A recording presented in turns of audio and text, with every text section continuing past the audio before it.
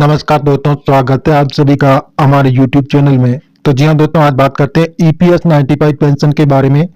तो जी हाँ दोस्तों, पीएफ खाता धारकों के लिए खुशखबरी, 2025 से लागू होंगे 5 नए नियम। जाने पूरी डिटेल इस वीडियो के अंदर आपको मिलेगी।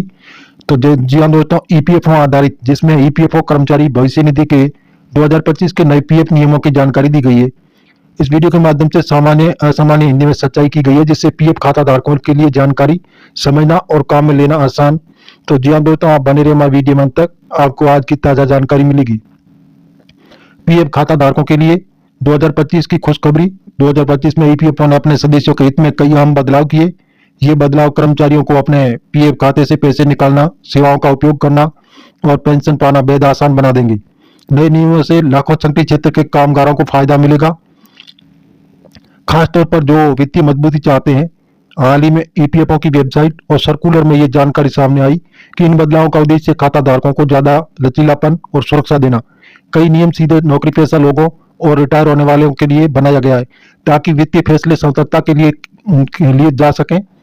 नए नियमों के तहत अब पीएफ निकालना, ECR सबमिशन, पहचान सत्यापन और न्यूनतम पेंशन सब कुछ पहले से काफी सरल हो गया। तो जी हाँ दोस्तों, जो न्यू रूल्स मुख्य बदलाव 2025 में EPFO ने 5 बड़े बदलाव किए, जो सीधे पीएफ खाता धारकों को फायदा पहुंचाएगा। इन बदलावों को लागू करने के पीछे उद्देश्य है कि कर्मचारी, रिटायर लोग और नए सदस्य सभी को डिजिटल और आसान सेवा मिले।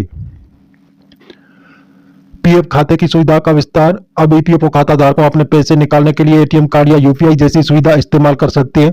पहले पैसे निकालने के लिए ऑफिस जाना पड़ता था, अब डिजिटली और तुरंत पैसा मिल सकता है। अंशदान सीमा में बदलाव। 2025 से पीएफ खाता धारकों के लिए अंशदान सीमा 15,000 रुपये प्रति माह से बढ़ाई जा रही है।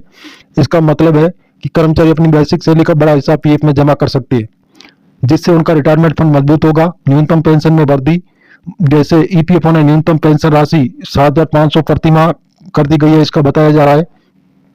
इसका खास फायदा करीब 60 लाख पेंशन को मिलेगा, जिससे उनकी फाइनेंशियल सुरक्षा और जीवन स्तर बेहतर होगा। यूनिवर्सल अकाउंट नंबर को फेस ऑथेंटिकेशन बायोमेट्रिक माध्यम से वेरीफाई करना जरूरी हो गया। पीएफ की सदस्य के लिए फेस ऑथेंटिकेशन के लागू एडवांस या फंड जैसे विड्रॉल के नियम है, जो पीएफ खाता धारक अब हर 10 साल में अपने खाते से पैसा निकाल सकते हैं।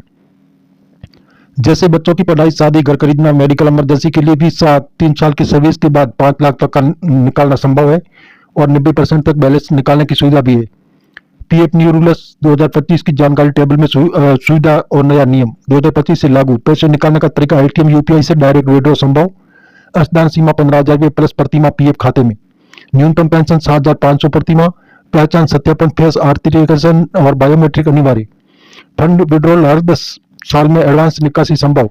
त्वरित क्लेम सेटलमेंट, UN वेरीफाई वगैरह। एम्प्लॉयर अप्रूवल, साल में एडवांस सुविधा 5 साल, जैसे 5 लाख तक का निकासी। तो जी हाँ दोस्तों, जैसे ECR सिस्टम और नया ECR सिस्टम लागू। पीएफ खाते में ATM UPI सुविधा।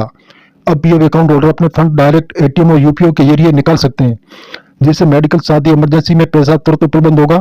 ये सेवा कामगारों के लिए एक डिजिटल बूस्ट है और किसी भी सरकारी बैंक ATM से पैसे निकालना संभव होगा। पीएफ अंशदान सीमा में वृद्धि। 2025 के बाद कर्मचारी अत्यधिक बेसिक सैलरी का बड़ा हिस्सा पीएफ में जमा कर सकते हैं। 15,000 से अधिक राशि हर महीने पीएफ में डालने की सुविधा मिल जाएगी, जिससे रिटायरमेंट के समय मजबूत फंड बनेगा। और न्यूनतम पेंशन राशि में बदलाव। EPFO ने जैसे 2025 मई 2025 में न्यूनतम पेंशन राशि को बढ़ाकर 7,500 प्रति माह कर दिया। इस बदलाव से 60 लाख से ज्यादा पेंशन की आमदनी बढ़ेगी और आर्थिक सुरक्षा मिलेगी। 2025 में ये फेस ऑथेंटिकेशन लागू होने से बदलाव। EPFO खाते की सुरक्षा और फर्जीवाड़े को रोकने के लिए पहले से आधार या बैंकों की जांच से क्लेम होता था, अब सीधे चेहरे की पहचान से सब कुछ आसान हो जाएगा।